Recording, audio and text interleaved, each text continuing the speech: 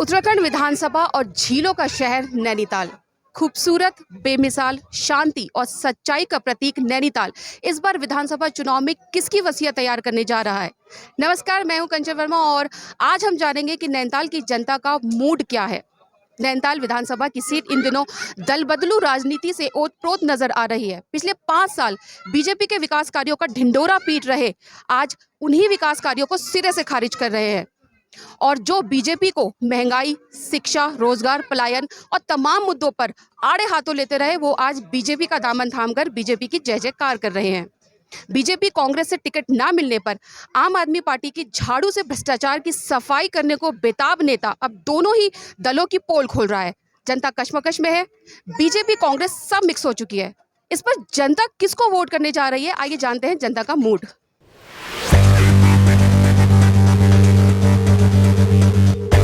विधानसभा चुनाव की उल्टी गिनती शुरू हो चुकी है। अब किस तरह का विधायक आप चाहते हैं?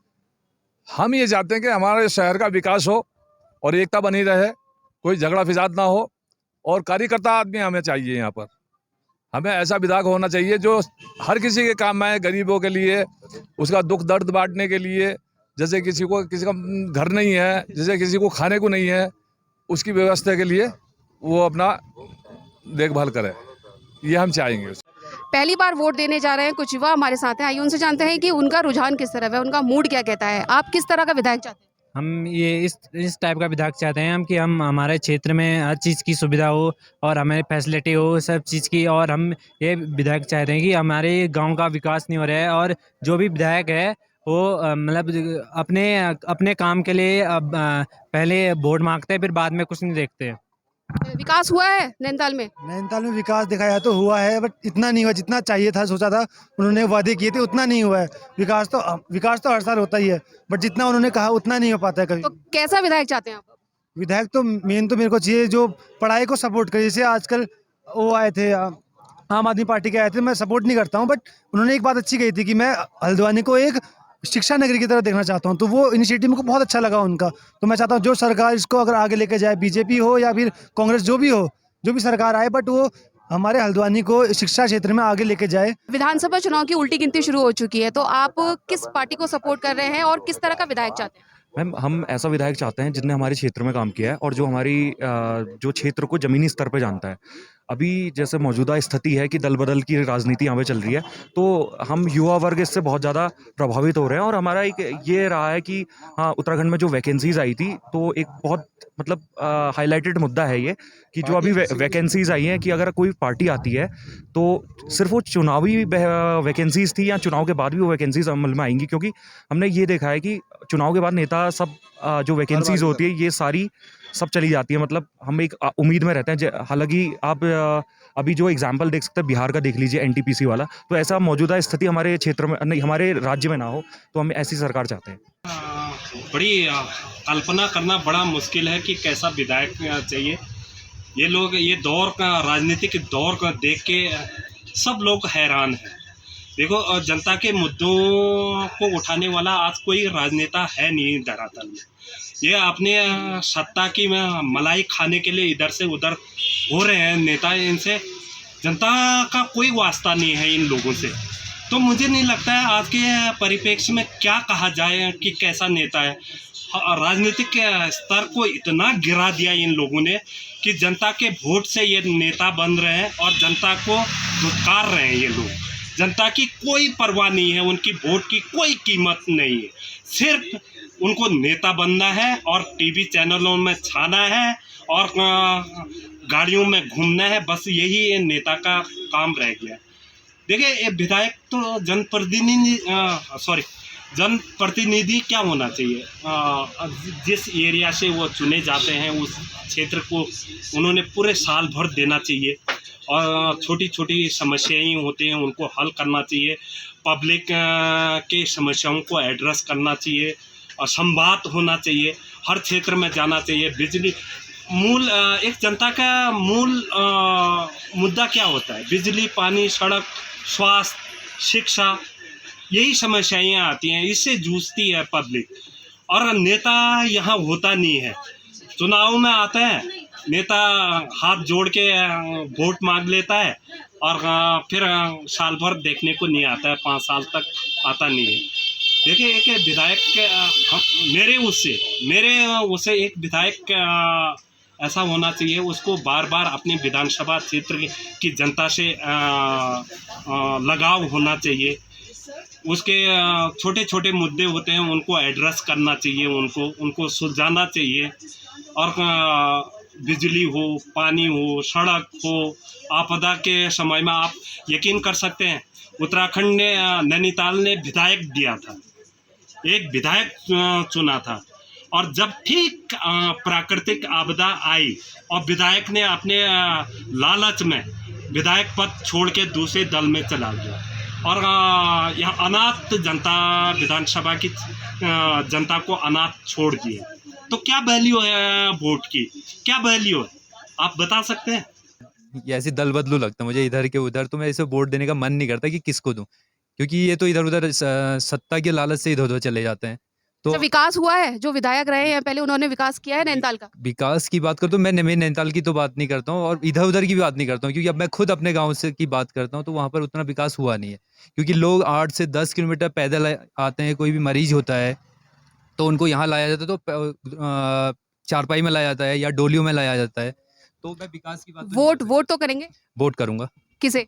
अब मैं अब बता नहीं सकता वोट किसको करूं। एक जो हमारे मतलब नैनीताल विधानसभा में काम करे, मेन तो वही होता है कि काम करे, हमारे सुख दुख समझे, जो भी हमारी यहाँ पर दिक्कतें हो रही हैं उन सब चीज़ों को सॉल्व करे। पिछले विधायक ने ये समस्याएं सॉल्व नहीं करी? देखो, कुछ ऐसा नहीं करी भी नहीं कह सकते, कुछ हद तक उसने भी प्रयास करा, लेकिन एक जो विधायक होने के बाद करना चाहिए ना, वो नहीं कर पाए, वो मतलब पूरी तरह से नहीं कर पाए। जैसे हमारे अभी बता रहे थे, बड़े भाई बता रहे थे कि सड़कों का तो मेन मुद्दा है। हमारे अभी गांव में ही देख लो, अभी आज तक शायद 5-7 या 8 साल हो गए डामरीकरण नहीं हो रखा है रोडों में। तो जहाँ पर गाड़ियों की वैसी उन डामरीकरण नहीं हो रखा है, तो उन्होंने रेट बढ़ा रखे हैं अपने मन मर्जी के।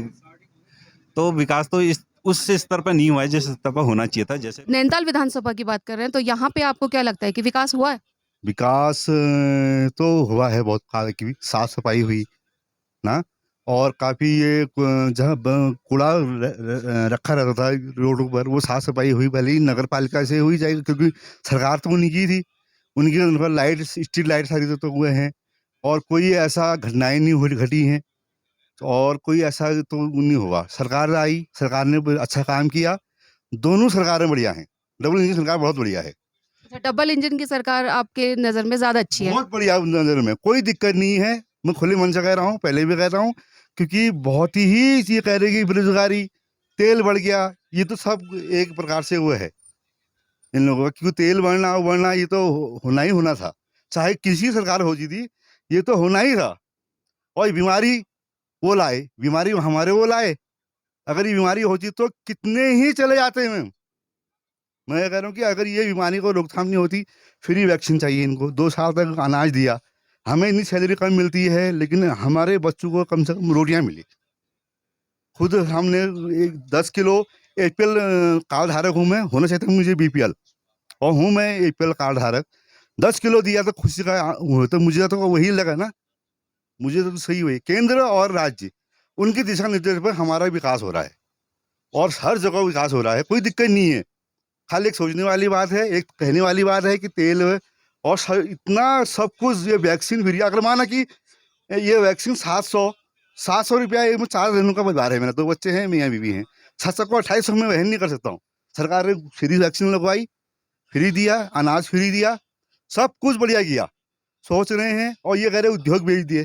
क्या उद्योग बेच दिए बताइए आप? जो काम नहीं करेंगे, जो खत्म है, वो तो करना ही करना है, डिस्ट्रॉय।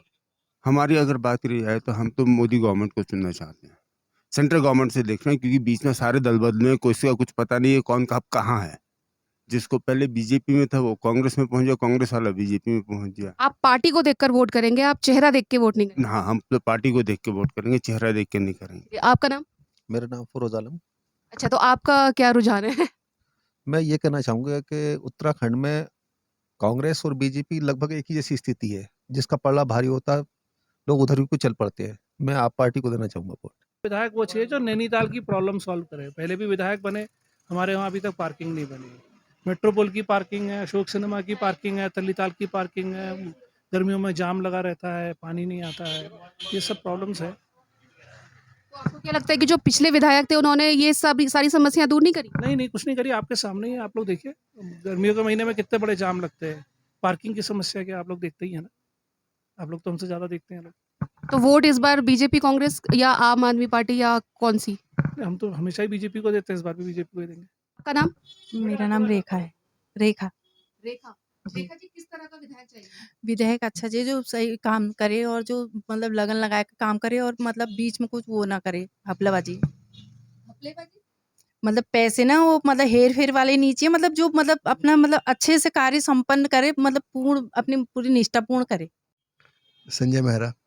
मेहरा जी, इस बार रुझान क्या कहता है? किसको विधायक के पद पर आप देखना चाहते हैं? हम तो चाहते हैं कि बीजेपी का ही विधायक बने करके। आपको लगता है बीजेपी ने विकास किया है नैनीताल विधानसभा क्षेत्र में? अब तो पार्टी चेंज हो गई है, मगर पहले तो कर रहा था आदमी। अच्छा, तो आप चेहरा नहीं देखेंगे, आप पार्टी देखकर वोट देंगे? देखिए, हमें सेंट्रल में गवर्नमेंट भी वही चाहिए, स्टेट में गवर्नमेंट भी वही चाहिए, तभी काम होगा, वरना काम नहीं होगा।